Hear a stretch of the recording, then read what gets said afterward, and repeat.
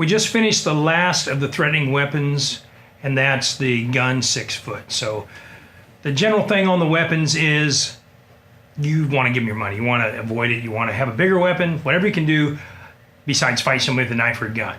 But if so, what's our odds? What is our percent? If we get a 10% chance, we're not saying we're Billy Jack ready to kick a gun out of everybody's hand or knife, but if it's 10% chance, that's better than 0. So all these have different odds. We know that, but you're progressing, working on it, thinking through it. Just even practicing them makes you more alert for the situations, and you mentally prepare, hey, if somebody does want my car, I'm going to give them the keys. I'm not going to get shot over a carjacking. You know, whatever they want, it's not worth your life. So that's the end of the threatening weapons. The 5 categories to review, all our self-defense. We have rear holds and locks, frontal holds and locks, unarmed striking attacks with weapons, threatening attacks with weapons. There are some multiple attacker situations in there. We put those with frontals. But those are the basic 5 categories for self-defense. There's 12 of each. And those, the way we did this for this video is the original ones that I learned from Mark Payne, Steve Mackey, from Mr. Harrison System. I think they're like that. Steve Stillwell, Steve Kotzer, a lot of people still teach them. And then variations. I know there's schools all over that are kind of branches from the Harrison family tree. And then we also have a bigger family tree, including Dotsons, Mapes, all the other great fighters. But we're trying to collect the history and the forefathers of all the martial arts here in Kansas City and the American martial arts, and get this down there in original form so that we've got it documented. Way back, we had a lot of us that were many national titles out of our dojo, world titles, world champs, Steve Mackey, world champ, Bob Thurman. A lot of us rated or got to fight rated people in kickboxing.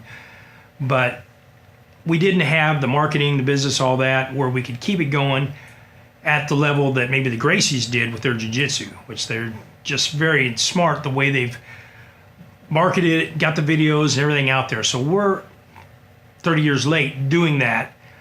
They have a concept they call it Gracie Garage, where it's roll the mat, pull the car out, roll the mats out, work out with your buddies, watch the videos, do it, and get a workout, fellowship, keep training. Ours, you know, I'll call it the Bushido basement, or the guy from Texas, Dan Lima, says Bushido barn. So he doesn't have a basement.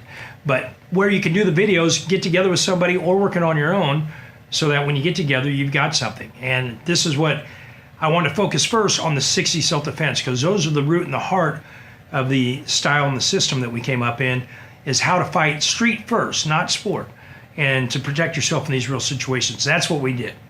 The next part we'll do will be 60 offensive combinations that Mark Payne and I designed over 2 years, using all the great fighters that we knew from all styles. Our guys, George Clark, or guys like Eric Knatzer that just had great moves. We took them, put them together in the top 60 fighting combinations, and that'll be our next goal. But right now we finished up the 60 self-defense.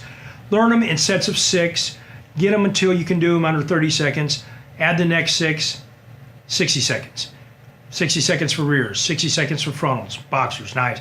Then the ultimate goal, and we'll do one wrap-up video where we show you this, but all 60 in less than 5 minutes with no mistakes. When you can do that, you know your stuff. Thank you very much. Kids, I want to thank James and Brian for uking and touring. I pulled a muscle and Brian had to step in and do the last self-defense, so it's pretty good coming up with them on the spot. And we like to put each other on the spot. So good job, guys. Don't arigato. Right? Sayonara.